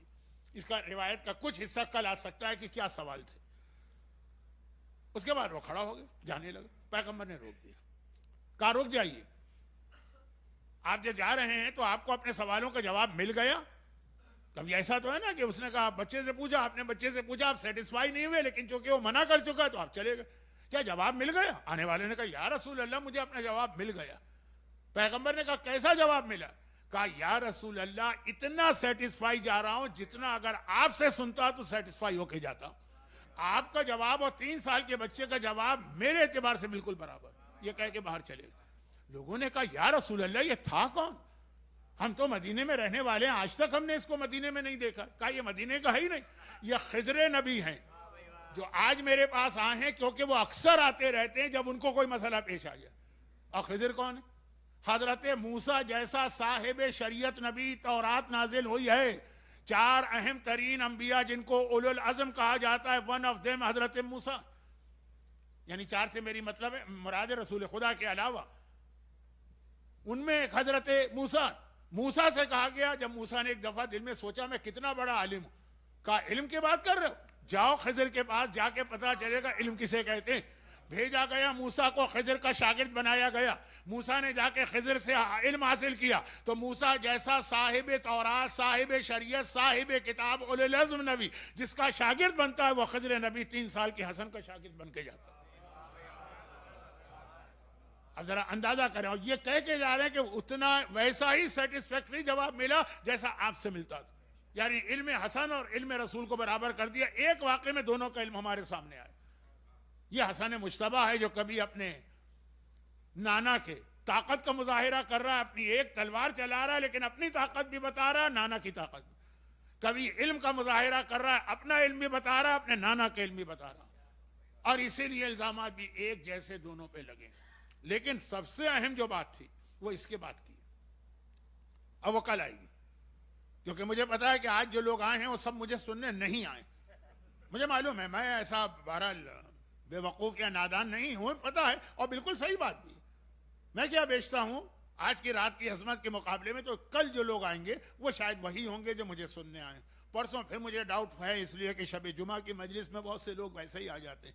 تو خیر اب یہ اس طرح کر میں ٹائم ویسٹ نہیں کروں گا. تو خلاصہ یہ کہ یہ ساری چیزیں جو میں نے بتائیں یہ فضائل کے کچھ پہلو ہیں, لیکن جو سب سے اہم دونوں کی شریعت میں میچنگ ہے یا سملر, وہ پیغام ہے جہاں سے مجلس شروع ہوئی تھی, وما ارسلنا من رسول الا لیطاع باذن اللہ. رسول اس دنیا میں اپنے فضائل سنانے نہیں آئے ہیں, اپنا قصیدہ پڑھوانے نہیں آئے ہیں, اپنے لیے داد لینے نہیں آئے ہیں, اپنے نام پہ درود بھجوانے نہیں آئے ہیں. وہ سب ساتھ میں ملے گا. اصل آئے ہیں تاکہ ان کی اطاعت کرو. اطاعت کے مسئلے میں بہترین جو ایک اصول ہے یا فارمولہ ہے وہ یا رسول خدا کی زندگی میں ملتا ہے یا حسن مجتبیٰ. اور وہ کیا ہے وہ اس کو میں کم وقت میں بتا نہیں سکتا, انشاءاللہ کل ہی بتاؤں گا. لیکن اس اطاعت رسول کے مرحلے پر جو اطاعت حسن مجتبیٰ بھی, اور جو پوائنٹ میں کل آپ کے سامنے ہائی لائٹ کروں گا, ہو سکتا ہے پہلے بھی میں نے کیا ہو, لیکن اس وقت تو خاص اس کو بتانے کی ضرورت ہے. تو ان دونوں میں اس ایک پوائنٹ میں جو دونوں کی میچنگ ہو جاتی, واقعا ہماری پریکٹیکل لائف میں ہر سیکنڈ اس پیغام کو یاد رکھنا ہے انشاءاللہ کل. لیکن اطاعت رسول یہیں سے بات شروع ہوئی تھی، یہیں ختم ہو رہی. بس یہ ایک بات یاد رکھیے، ادھر بدتمیزی کا جملہ کہہ رہا ہوں لیکن جو کہہ رہا ہوں وہ بالکل حق ہے. الفاظ کا سلیکشن شاید ٹھیک نہ ہو. جو اطاعت رسول یہ ہو ہی نہیں سکتی جب تک کہ اطاعت فاطمہ زہرا نہ ہو. اور اصل جملہ اس کے بعد کا ہے، اللہ کی اطاعت بھی نہیں ہو سکتی ہے بغیر فاطمہ کے. دلیل، فرشتے اپنی مرضی سے آتے جاتے نہیں ہیں، حکم خدا سے آتے. ملک الموت تو خاص طور پر حکم خدا سے آتا، ہر ایک دروازے پہ جاتا ہے. کبھی کسی سے اجازت مانگی؟ کبھی یہ کہہ کے رک گیا ہے کہ جب تک کہ اجازت نہیں ملے گی میں حکم خدا سے آیا ہوں پھر بھی آگے نہیں بڑھوں گا؟ حکم خدا سے آنے والا. فاطمہ کا گھر ایسا. ملک الموت آیا ہے، آج آیا ہے 28 صفر کو، رسول خدا کی روح قبض کرنے آیا، لیکن آگے نہیں بڑھ رہا ہے کہ جب تک کہ فاطمہ نہ کہیں، اجازت نہ دیں، حکم خدا پر بھی عمل نہیں ہوگا. لیکن سوچئے تو کتنا بڑا جملہ ہے کہ حکم خدا پہ بھی عمل نہیں ہوگا جب تک کہ فاطمہ نہ کہے گی. کون سی روایت پڑھ رہا ہوں جو آپ نے زندگی میں ہمیشہ سنی اور ہمیشہ اس پہ گریہ کیا؟ ماہ سفر کا لاسٹ ویک ہے، 11 ہجری ہے. پیغمبر بیمار پڑ گئے غدیر سے آنے کے بعد. اور میں اس پر ابھی بات نہیں کر رہا ہوں کیونکہ سینسیٹیو ایشو ہے، کم وقت میں غلط فہمی نہ ہو. لیکن بیمار پڑ گئے نہیں، بیمار کیا گیا، پیغمبر کو زہر دیا گیا. لیکن زہر ایسا تھا کہ جو آہستہ آہستہ اثر کرتا ہے، سلو پوائزننگ. پیغمبر اب بیمار ہیں لیکن آخری 3 دن بہت زیادہ کمزور ہو چکے تھے. تقریباً جو لاسٹ 3 دن تھے نا، 25 سے 28 سفر تک، پیغمبر زیادہ تر غشی میں ہوتے تھے. تھوڑی دیر کے بعد آنکھیں کھولتے تھے، پھر غشی میں چلے جاتے تھے، یہاں تک کہ 28 سفر کی رات آ گئی. اور فاطمہ اپنے باپ کے سرہانے بیٹھی ہے 3 دن سے. کسی بھی بیٹی سے پوچھے باپ کی یہ حالت ہوگی، وہ اپنے باپ کے بیڈ سے ہٹے گی نہیں. یہ تو فاطمہ. دنیا میں کسی بیٹی نے اپنے باپ سے محبت نہیں کی جو فاطمہ نے اپنے بابا سے کی. 3 دن سے وہیں بیٹھی، بلکہ پیغمبر کا سر اپنی گود میں لے کے بیٹھی. دیکھا 3 دن سے میرا بابا زہر کے اثر سے تڑپ رہا ہے، آرام نہیں مل رہا ہے. غشی میں جاتے ہیں، پھر تکلیف کی وجہ سے آنکھیں کھل جاتی. اب اس وقت پیغمبر کو تھوڑا سا آرام مل گیا. جو آرام مل گیا تو پیغمبر کی آنکھ لگ گئی، گویا سو گئے. دروازے پہ نوکنگ کی آواز آ رہی ہے. فاطمہ نے آہستہ سے پوچھا کون ہے؟ جواب ملتا ہے کہ میں رسول خدا کا زائر ہوں، ملاقاتی ہوں، وزیٹر ہوں، پیغمبر سے ملنے آیا ہوں. فاطمہ نے آہستہ سے کہا کہ اس وقت میرا بابا نہیں مل سکتا ہے، چلا جا اور دیکھ 3 راتوں سے میرا بابا جاگ رہا تھا، آج اسے نیند آئی ہے، اسے بے آرام نہ کر. خاموشی. تھوڑی دیر گزری، دوبارہ نوکنگ. فاطمہ نے پھر آہستہ سے پوچھا کون ہے؟ وہی آواز آ رہی ہے کہ میں رسول کا وزیٹر ہوں، انا زائر الرسول. فاطمہ نے کہا کہ میں نے ابھی بتایا تھا نا، میرے بابا کو بڑی مشکل سے نیند آئی، آرام کرنے دے، پھر کسی وقت آنا. خاموشی. چپ ہو گیا وہ. پھر تھوڑی دیر کے بعد نوکنگ کی آواز آئی. فاطمہ نے پوچھا کون ہے؟ وہی آواز آ رہی. اب شہزادی کو جلال آ گیا. ذرا آواز بلند ہو گئی کہ اے آنے والے، 3 مرتبہ میں بتا چکی ہوں میرے بابا کو بے آرام نہ کر، بڑی مشکل سے میرا بابا سویا. اب اس سے پہلے کہ وہ کوئی جواب دے، پیغمبر نے آنکھیں کھولی اور کہا بیٹی فاطمہ، اس آنے والے کو آنے کی اجازت دے دو. بابا یہ کون ہے؟ کہا یہ ملک الموت ہے جو حکم خدا سے آیا ہے، لیکن اسے بھی پتا ہے کہ جب تک کہ فاطمہ اجازت نہیں دیں گی میں فاطمہ کے گھر میں داخل نہیں ہو سکتا. 28 سفر. فاطمہ نے اپنے گھر کا اتنا احترام دیکھا، اتنی رسپیکٹ ہے کہ اپنی مرضی سے نہیں، ملک الموت، میں نے کہا نا حکم خدا سے آتا. اس کو بھی پتا ہے کہ حکم خدا فاطمہ کی مرضی پر ہے. تو اس فاطمہ کو اس وقت جب یہ منظر دیکھنے کا موقع ملا ہوگا، کیا قیامت گزری ہوگی کہ ملک الموت رک جاتا ہے، لیکن تھوڑی دیر کے بعد کچھ ظالم لکڑیاں لے کے اور آگ لے کے میرے دروازے پہ آتے اور آنے کے بعد تھریٹ کرتے ہیں فاطمہ گھر کا دروازہ کھولو ورنہ ہم دروازہ جلا کے بائی فورس اندر انٹر ہوں گے. فاطمہ کو یقین نہیں آ رہا. کہا یہ دروازہ ہے کہ ملک الموت قدم آگے نہیں بڑھاتا ہے. ملک الموت تو پھر بھی کچھ نہیں ہے. جب میرا بابا مجھ سے ملنے آتا ہے تو جب تک کہ میں اجازت نہ دوں میرا بابا بھی میرے حجرے میں نہیں آتا. جس کے لیے پوری کائنات بنی ہے, جو سید کائنات ہے, جو مالک کائنات ہے, فاطمہ کے گھر میں نہیں ہوگا تو یہ کون ہے جو یہ تھریٹ کر رہا ہے, دھمکی دے رہا ہے کہ دروازہ کھولو ورنہ دروازہ جلا دیں گے. اور آنے والے نے خالی زبانی بات نہیں کی ہے, جب دروازہ نہیں کھولا تو جو لکڑیاں لائی گئی تھی ان میں آگ لگائی گئی. اور ذرا دیکھیں فاطمہ کے گھر کا دروازہ جلنے لگا, اور جب جلنے لگا تو اس طرح سے اس کو پش کیا گیا دیوار کی طرف کہ رسول کی بیٹی اپنا حجاب بچانے کے لیے دروازے کے پیچھے گئی اور دروازے کو پش کیا جا رہا ہے. وہ وقت آ گیا کہ دروازے اور دیوار کے بیچ میں دب کے فاطمہ غش کھا کے گری, اور اس کے نتیجے میں جو پریشر آیا اس کے نتیجے میں محسن شہید ہوا ماں کے سامنے. اور آنے والے نے خالی یہ نہیں کیا, ہاتھ میں کوڑا تھا. ایک مرتبہ وہ کوڑا اٹھا کے پہلو زہرا پہ اس طرح مارا کہ 28 صفر کو جب فاطمہ زخمی ہوئی تو 95 ڈیز کے بعد اپنی شہادت تک زخمی رہیں. علی غسل میت دیتے ہوئے چیخ چیخ کے رونے لگے. یہ آج کے مسائل. رسول خدا کا دنیا سے جانا, فاطمہ کے پہلو پہ کوڑا پڑا ہے, فاطمہ کی پسلیاں ٹوٹی ہیں, فاطمہ کا بیٹا شہید ہوا ہے, فاطمہ در و دیوار کے بیچ میں دبی. مگر اس حالت میں بھی, اس زخمی حالت میں بھی فاطمہ کو جب پتا چلا میرا حسن مجتبیٰ دنیا سے جا رہا, بہت مشکل ہوتا ہے ایک رات میں 2 مصائب پڑھ لینا. جب فاطمہ کو پتا چلا تو کس طرح تڑپ کے آئی ہیں. روایت یاد ہوگی کہ جیسے رسول خدا, یہ ایک اور میچنگ حالات, آخری ویک میں زہر کے اثر سے تڑپ رہے ہیں. میں نے زہر بھی کہا, لاسٹ ویک بھی کہا. باقی معصومین کو تو جس رات کو زہر دیا گیا وہ اسی رات کو شہید ہو گئے. ایک آدھ ہیں کہ 2-3 دن بیمار رہے جیسے 11ویں امام, لیکن پورا بھی. یا حسن مجتبیٰ, امام حسن کو 7 مرتبہ زہر دیا گیا ہے, 7 مرتبہ. اور جو 7 مرتبہ کے طریقے ہیں وہ کبھی بیان کروں گا کیونکہ مصائب میں اتنی گنجائش نہیں. 6ٹھی مرتبہ جو زہر دیا گیا نا, 5ویں مرتبہ کے زہر کے بعد عباس علمدار نے کیا کہیں گے آج کل کی زبان میں, سیکیورٹی اپنے ہاتھ میں لے لی, کنٹرول اپنے ہاتھ میں لے لی. تو 6ٹھی مرتبہ جو اس بوڑھے نے آ کے زہر دیا وہ بڑا عجیب طریقہ تھا کہ عباس بھی اس کو منع نہ کر سکے. 7ویں مرتبہ کہا کہ نہیں, اب حسن کو حجرے سے نکلنے ہی نہیں دیں گے. اور چونکہ وہ 6 دفعہ کا زہر ہے, یعنی جسم زخمی ہو رہا ہے, جسم کے اندر کی رگیں کٹ رہی ہیں, کلیجہ زخمی ہو رہا ہے, یعنی ہر زہر حسن کو کمزور سے کمزور سے کمزور کرتا جا رہا. جنگ جمل میں جو کام محمد حنفیہ نہ کر سکا وہ حسن مجتبیٰ نے کر کے دکھایا. آج وہ حسن اتنا کمزور ہے کہ بستر پر بیٹھنے کی طاقت بھی نہیں. اپنے انداز سے مت سمجھا کریں اہل بیت کے واقعات کو, اتنی کمزوری اس کی. پہلے میں نے شجاعت و طاقت بھی اسی لیے بتائی, اور اب طریقہ یہ بن گیا ہے کہ کوئی قریب نہ آنے پائے, کیونکہ 6ٹھی دفعہ ایک نابینا بوڑھا رحم کی درخواست کرتے ہوئے قریب آیا تھا کہ میں اپنی آنکھیں ان کے پیروں سے ملنا چاہتا ہوں, اور اس میں زہر دے دیا. اس نے کہا کہ اب نہیں.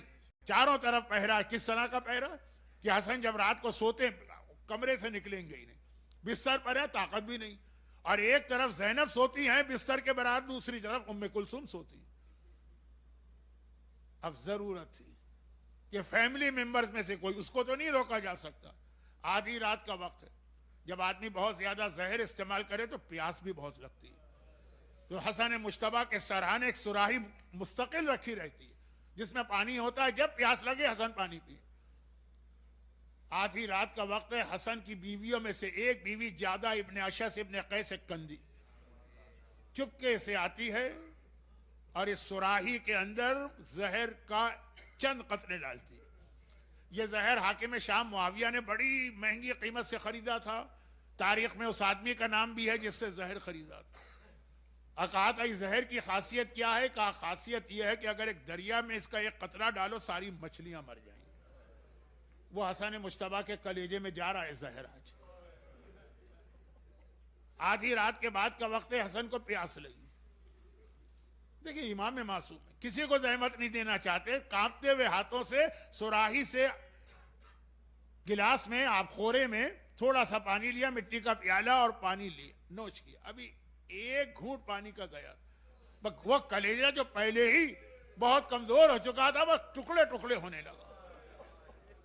اور ایک بار حسن تشت قریب تھا, ایک تشت کی جانب رخ کیا, اب حسن کے کلیجے کے ٹکڑے اس تشت میں گر رہے ہیں. زینب کبریٰ اور کلثوم نے یہ آواز سنی, گھبرا کے اٹھی تو ایک عجیب منظر دیکھا. خدا کسی بہن کو اپنے بھائی کا یہ منظر آنکھوں کے سامنے نہ دیکھا. بہن اپنے بھائی کا کلیجہ ٹکڑے ہوتے ہوتے دیکھ رہی ہے. اور ایک مرتبہ جب 70 ٹکڑے کلیجے کے اس تشت میں گئے تو حسن دوبارہ بستر پہ گر پڑے. زینب و کلثوم گھبرا کے دوسرے حجرے میں گئی جہاں آقا حسن اور مولا عباس سو رہے. حسین اور عباس حسین کو بیدار کیا, بھیا ذرا دیکھو میرے بھائی پہ کیا گزر رہی ہے. زینب کو خالی حسین سے محبت نہیں ہے, اتنی محبت حسن سے. امام حسین آتے ہیں, جیسے ہی کمرے میں داخل ہوئے حسن مجتبیٰ نے کہا آپ سب پہ ہمارا سلام. حسین نے کہا بھیا میں اکیلا آیا ہوں, کس کو سلام کر رہے ہو؟ کہا تو میں نہیں کر رہا ہوں, ابھی میری آنکھوں کے سامنے میری ماں فاطمہ زہرا آئی ہے, میرا بابا علی مرتضیٰ آیا ہے, میرا نانا رسول خدا آیا ہے, میں نے ان کو سلام کیا. وہ زخمی فاطمہ جہاں سے میں نے ربط دیا تھا. حسن کا کلیجہ ٹکڑے ٹکڑے ہوا, بے چین و بے قرار ہو کر جنت فردوس سے اپنے بابا اور شوہر کو لے کے آ گئی. حسن بیٹا گھبرانا نہیں, بیٹا کتنا بڑا کیوں نہ ہو جائے ماں کا محتاج ہمیشہ رہتا ہے, تیری ماں رہی. اب بات بہت لمبی نہ ہونے پائے, ابھی آپ کو ماتم بھی کرنا ہے تو مختصر یہ ہے, بس تھوڑی دیر کے بعد حسن دنیا سے گئے مگر جاتے جاتے ایک وصیت کر گئے. یہ ایک روایت. وہ کیا ہے کہ اب زینب ہیں, کلثوم ہیں, عباس ہے, حسین, ام فروہ بھی آ گئی ہیں, حسن کی بیوہ, لیکن چونکہ خاندان کے بزرگ ہیں وہ پائنتی کھڑی ہیں بہت خاموش. گود میں 3 سال کا یا 2 سال کا ننھا شہزادہ ہے جو بعد میں قاسم کہلایا. ایک مرتبہ حسن بولا نہیں جا رہا, کلیجہ ٹکڑے ٹکڑے ہوا. حسین اور عباس زینب و کلثوم باتیں کرے لیکن اشارے سے بلایا ام فروہ کو. کہا ام فروہ دنیا سے جاتے جاتے میری آخری وصیت سن لو, ایک تعویذ دے رہا ہوں, یہ قاسم کے بازو پہ باندھ دینا, خبردار اسے کھول کے نہ دیکھنا. جب میرے قاسم پر کوئی بہت ہی مشکل وقت آ جائے تو اسے کھول کے اس کو پڑھ لینا. مشکل وقت کب آتا ہے؟ جب بیٹے کی جان خطرے میں. یہی ہوا نا, جب میرا قاسم خطرے میں ہو تو اسے کھول کے پڑھنا نہیں, جب میرے قاسم کی جان بچ رہی ہو تو اس کو کھول کے پڑھنا تاکہ قاسم جان اپنے چچا پہ قربان کرے. پھر کربلا کے مسائل. بس یہ آخری وصیت کی تعویذ دیا. ام فروہ نے روتے ہوئے کانپتے ہوئے ہاتھوں سے تعویذ لیا, قاسم کے بازو پہ باندھا اور میرا مولا حسن دنیا سے چلا گیا. مصائب ختم نہیں ہوئے, باقی معصومین کے مصائب تو ختم ہو جاتے ہیں نا, جب جنازہ اٹھا اور دفن کیا گیا, لیکن یہاں ایسا نہیں ہوا. جنازہ تیار ہوا, جنازے کو لے جایا جا رہا, وہی تابوت جس کی شبیہ کو ابھی آپ بوسہ دیں گے یا کندھا دیں گے. وصیت تھی کہ مجھے نانا کے پہلو میں دفن کرنا. یاد رکھیے جملہ کہ نانا کے پہلو میں قبر کی جگہ تھی جو اب تک ہے, کیونکہ دفن تو نہیں ہونے دیا گیا. کیوں ہے یہ شاید کل پرسوں آ جائے, لیکن نانا کے, اور اگر روکا جائے تو پھر مجھے میرے ماں کے پہلو میں دفن کرنا. ادھر حسین و عباس بھائی کا جنازہ لے کے قبر رسول پہ پہنچے, وہاں کوئی خاتون 70 تیر اندازوں کو لے کے کھڑی. کہا حسین قیامت ہو جائے گی, حسن کو یہاں دفن ہونے نہیں دوں گی. عباس علمدار نے جلال کے عالم میں تلوار پہ ہاتھ رکھا, تجھے حق کیا ہے کہ نانا کے پہلو میں حسن کو نہ دفن ہونے دے؟ حسین نے روک دیا, عباس ہم آغاز نہیں کرنا چاہتے. کیا امتحان ہے عباس. جہاں جہاں تلوار چلانے کا موقع آیا وہیں عباس کے بازو کو روک دیا. جہاں جہاں موقع تھا تلوار. عباس دنیا میں آیا تھا تلوار چلانے کے لیے, علی نے یہی کہا تھا مجھے اپنی بہادری کے جانشین چاہیے, روک دیا. اور خالی یہ نہیں تھا کہ زبانی بات ہے, جب دیکھا کہ عباس جلال کے عالم میں حسین عباس کو روک رہے ہیں, اس عورت نے کہا تیر اندازوں تیر چلاؤ, اس جنازے پہ تیر برساؤ. مرنے کے بعد جس طرح سے تیر مارے گئے 70 تیر حسن کے جنازے میں پیوست ہوئے. حسین نے کہا عباس بس صبر کرو, خاموش رہو, اور یہ جنازہ لے کے واپس آ. ادھر بہنیں ابھی بھائی کو الوداع کہہ کے بیٹھی ہیں. جب وہ جنازہ گھر سے نکلا, بہنوں نے کہا بھیا آخری سلام لے لو, بھائی حسن الوداع. لیکن دیکھا دروازہ کھلا, جنازہ دوبارہ واپس آ رہا. گھر سے نکل کے تو میت واپس نہیں آتی. گھبرا کے کہا بھیا حسین یہ جنازہ کیوں آ رہا ہے, کندھوں پر ہے نا. حسین نے کہا زینب سوال بعد میں کر لینا، پہلے بھائی کی ایک آخری خدمت کر لو۔ اب جنازہ زمین پہ رکھا گیا، زینب کی نگاہ پڑی، پورا جنازہ تیروں سے چھلنی، ایک طرف حسین بیٹھے، ایک طرف زینب بیٹھی، ایک طرف عباس بیٹھے، ایک طرف کلثوم بیٹھے، روتے جا رہے ہیں، جنازے سے تیر نکالتے جا رہے ہیں، روتے جا رہے ہیں، جنازے سے تیر نکالتے جا رہے ہیں۔ حسن مجتبیٰ کے مصائب ہوگا، ایک جملہ حسین کا پڑھوں گا مصائب کا، اور آپ تابوت کی زیارت کریں گے۔ کوئی بہن یہ منظر کبھی بھول سکتی ہے کہ مجھے اپنے بھائی کے جنازے سے اس کی شہادت کے بعد تو روتے ہوئے تیر نکالنا پڑے تھے؟